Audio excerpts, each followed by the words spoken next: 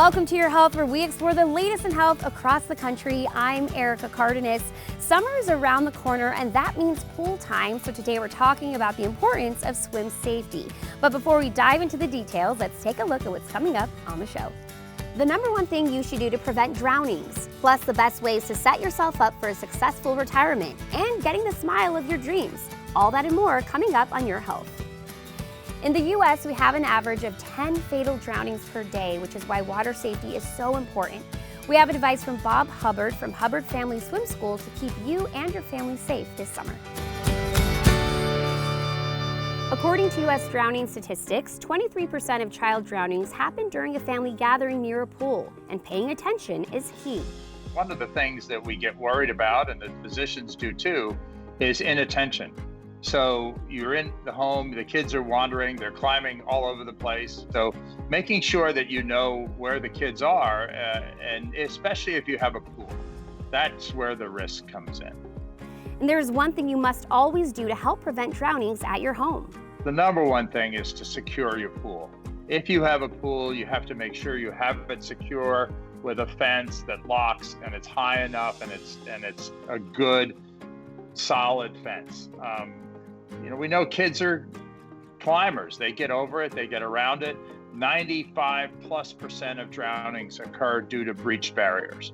So a gate gets left open. Somebody goes to get something and leaves a rock in front of the gate so that I'm coming back and I don't want to have to relock it. So make sure you have that secured. That's number one. Getting your kids enrolled in swim classes is very important, but parent involvement is irreplaceable. One of our goals is to teach parents how to teach their kids. We see some of these other methodologies that are out there, and one of the things we believe is the parent is the best teacher of their child, because we could do things in the pool at our swim school with the kids, and then they go home and mom or dad doesn't know what to do. So what we want that, and I think that's one of the things we would encourage people to do is, when you're at home, encourage the kids to work on their swimming skills. Have them swim the length of the pool or the width of the pool, or streamline, or do different things that they're learning in swim classes or you see, so that they're not just dog paddling and staying in one place. Swim skills are crucial, but so is having an adult watching the kids while they're around or in the pool, especially during a large get-together where a drowning can go unnoticed. If you're using the pool, pick a water watcher. Pick somebody for 10 minutes at a time or 15 minutes at a time to be the person. Because we have a saying that says, when everybody's watching, nobody's watching. So you get a bunch of kids in the pool and you get distracted by a barbecue or a Coke or a soda or something, and all of a sudden, or a conversation, and you lose track and you turn away, and it only takes a little bit of time for a child to become nervous. So you got to be alert and you got to be aware. When we think of drownings, you should consider all types of water. After you give your kids their bath, be sure to drain the water. It may be tempting to get them ready first, but leaving water in an unattended bathtub can pose a danger. Also, be sure to empty buckets after mopping floors or cleaning the car. Toddlers tend to be top-heavy and can fall into a bucket easily and not be able to get back out. Even an inch of water can be deadly. Same goes for the toilet. Keep the lid closed. If we are constantly vigilant around water, we can keep everyone safe. We got to keep our guard up, and the water is great. It's a beautiful place to be, but we have to respect it. If your smile doesn't look as good as you'd like, the experts at New Teeth Now can help give you the smile you've always dreamed of having.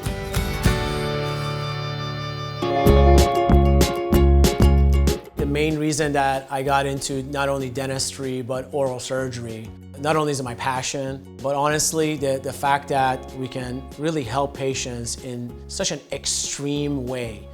Here at our New Teeth Now Center in San Diego, we specifically specialize in reconstruction and giving patients back their teeth in the same day. And I mean, just instantly. It's like I went there with no teeth and now I got teeth. It's like, how does that happen? We have a center where not only you have oral surgeons trained in surgery doing your procedure, but at the same time we have trained lab technicians in-house.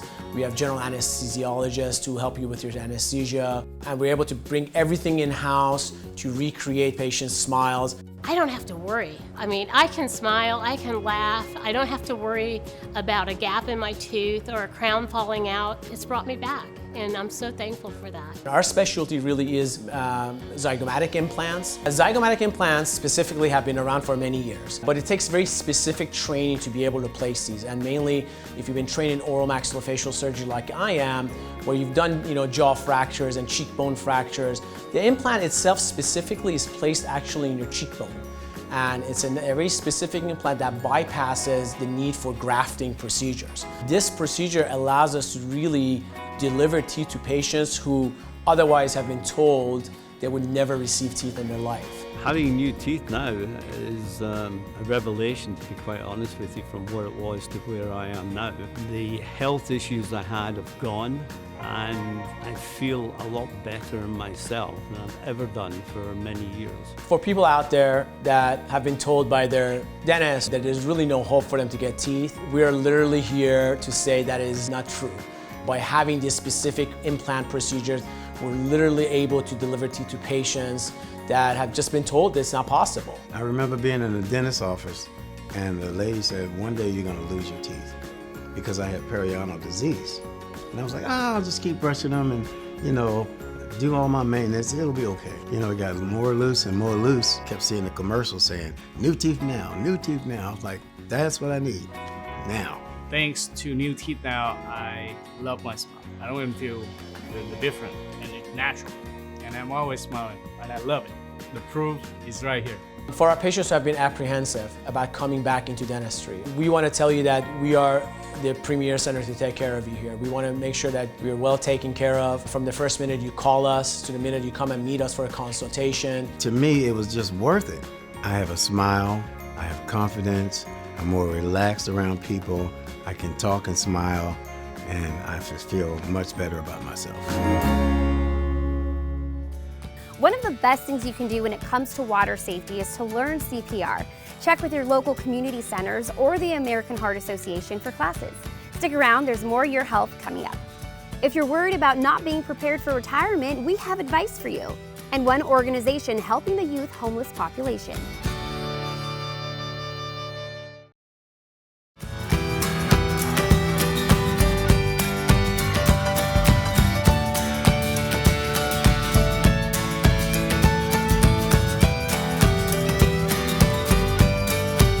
As we get older, retirement is a goal for many. It's a time to relax and enjoy our later years.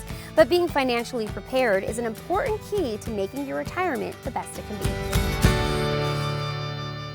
Crescent City Retirement Group is a registered investment advisory firm. We specialize in retirement planning. Really, all aspects of retirement planning. We take our clients to and through retirement and all that entails. Our mission is to be a partner for our clients all through their lives, from, like I say, from to and all the way through retirement. We have some specific areas that we focus on as it relates to retirement planning, and things that we consider to be paramount to a successful retirement plan. The reason why it's important to get professional help to make your retirement plan, there's many different reasons, but probably the most important thing is preparation will actually provide you peace of mind in your retirement. The last thing you need to be worried about is, am I going to have enough money? But we can help you prepare and come up with a nice plan that tailors to your needs to provide the income that you want and provide that retirement that you have been working your whole life for. So there's really 5 key areas that we focus on to develop a sound retirement plan, and they are estate and legacy planning, healthcare planning and investment strategy, income planning, and taxes. And so within those 5 key areas, they all really work together. Under estate and legacy planning, we want to make sure that all of their estate planning documents are in good order. The idea with retirement planning is to have that plan in place, whether you're in your 30s, your 40s, your 50s, and let me just say, typically, people don't start thinking about their retirement plan till probably in their mid to latter 50s. Some of the common misconceptions that people hear when they hear retirement planning are they think that retirement planning just means saving up money in a 401k or putting away money for the retirement. There are a lot of different things that go into a retirement planning. So you need to find someone who can handle your money with an advisor that you can trust, that you can talk to, that you can sit across the table from if you're able to, and someone that you know is going to take care of your needs. So if you carve your retirement plan out at any age, and you start working and start seeing where you're at and where you're headed, then it really is, as I say, it's very liberating. And the sooner the better, right? Because we're never going to be any younger than we are today. And so why not get organized and see where we're headed? Homelessness is increasing in every city, and providing much needed resources is at the heart of many organizations. The Lucky Duck Foundation in San Diego is striving to reduce youth homelessness and alleviate the suffering of those in their community. Nobody can thrive on the streets, period. It's not safe or humane or compassionate for anybody. Our mission is to alleviate the suffering of homelessness throughout San Diego County. We raise money to fund, activate, or lead high-impact homelessness programs. We don't pursue government dollars, we pursue government to do its job while raising private donations, and anything we're able to do is through the generosity of corporations, individuals, other foundations. When we receive these donations, first of all, they're matched by our co-founders, and they go to support all of the programs and strategies that we invest in, from shelters, employment and job training opportunities, addressing youth homelessness, addressing senior homelessness, providing food and water, providing winter coats to transform into sleeping bags. We have a Cash for Trash program that's removed over 145 tons of trash from city streets. We also come alongside government to collaborate with them, or some say push on government to get government to be a little more swift and decisive and action-oriented in its approach to homelessness. Our group has successfully advocated that underutilized government-owned properties be converted to homeless shelters because it can be done very quickly and cost-effectively. The Lucky Duck Foundation has purchased and installed at least 3 massive industrial tent structures that can shelter upwards of 500 people every single night. Our mission is to alleviate the suffering of hopelessness, but I like to think we provide a very healthy dose of hope with each one of our programs. You know, our focus for 2023 is addressing and reducing senior homelessness, addressing and reducing youth homelessness. And so we work with Urban Street Angels on a number of strategies and programs. We work with the Youth Assistance Coalition because they're organizations that make impact. We've funded a place called Timmy's Place, which is a pizzeria and print shop that's going to employ 50 to 60 youth per year. And youth will operate both sides of the business every day and learn critical life skills, critical business skills, and most importantly, be on a pathway to a self-sustaining life. People go to LuckyDuckFoundation.org. We have a Share Your Luck button, and it drops down several different ways people can share their luck. And what we love about that also is you can be any age to do that. We have a Lucky Ducklings program that's all about engaging local high school youth. We're never going to solve it, but we can meaningfully reduce it and help a heck of a lot of people along the way by raising money to fund and activate a multitude of programs that are tangible and can be quantified and meant to alleviate suffering now, while simultaneously pushing on government to help accelerate their efforts. If you're thinking of heading to the lake this summer to go boating, remember to wear a life jacket, as most boating fatalities occur from drowning. Here's what's coming up on the show. New programs to help make families stronger through education, and volunteers who advocate for the most vulnerable members of our community.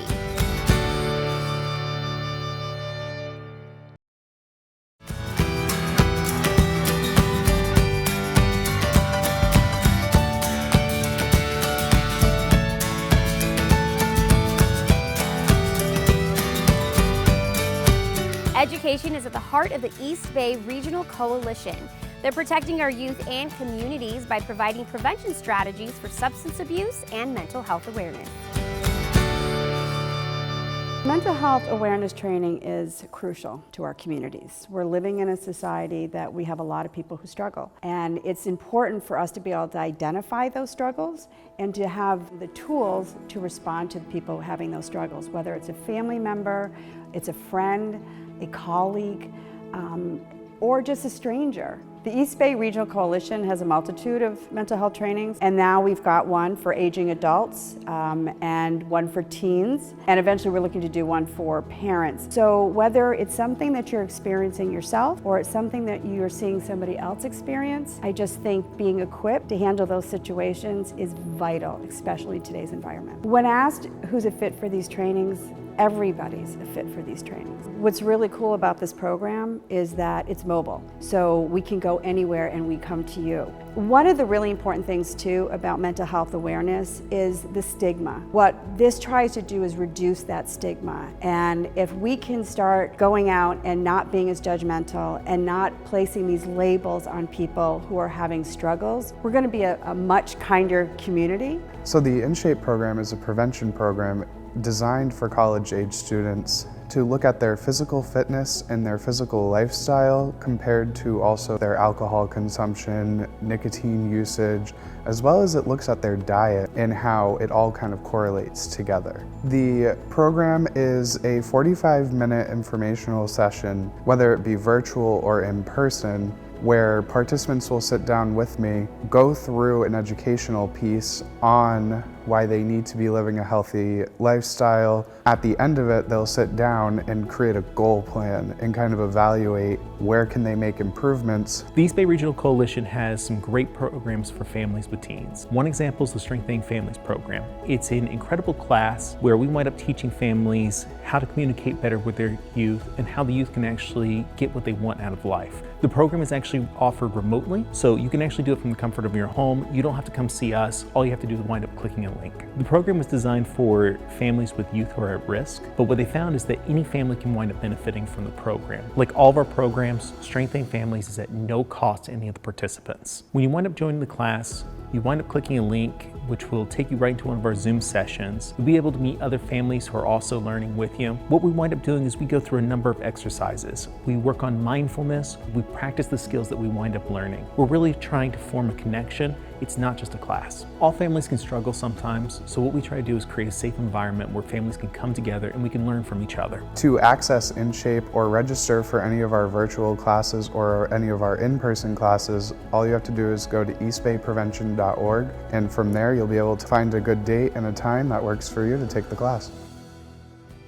Here's an interesting fact. 1 to 4-year-olds who take formal swimming classes reduce their risk of drowning by 88%, so consider enrolling your kids in swimming classes. Many city pools offer free classes, and there are swim schools around the country that are open year-round. Don't go away, there's more coming up. How volunteers are helping vulnerable kids in their community.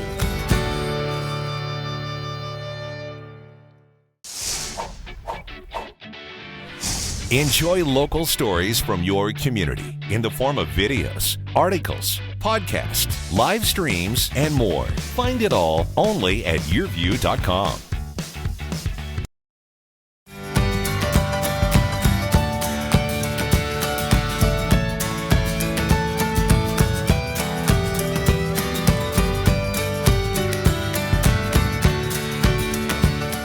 A group of volunteers in Las Vegas are champions for the health and well-being for kids in foster care.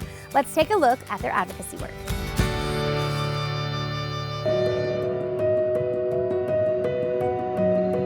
My role as a CASA volunteer is to basically be a quarterback of care for children who are in the foster care system.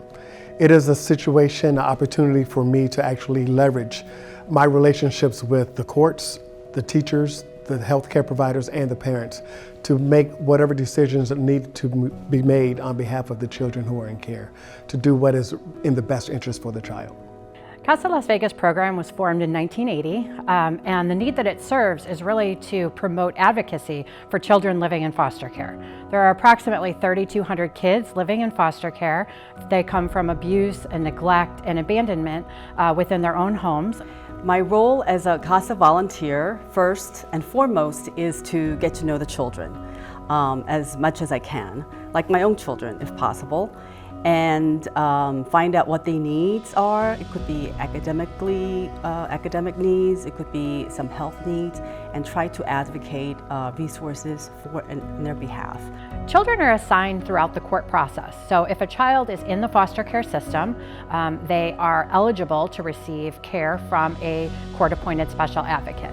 And so once a child is deemed necessary to have a court-appointed special advocate assigned to them, they go through the CASA Las Vegas program. Many of these children have been placed in multiple foster homes or group homes, and sometimes I'm the only constant in their lives.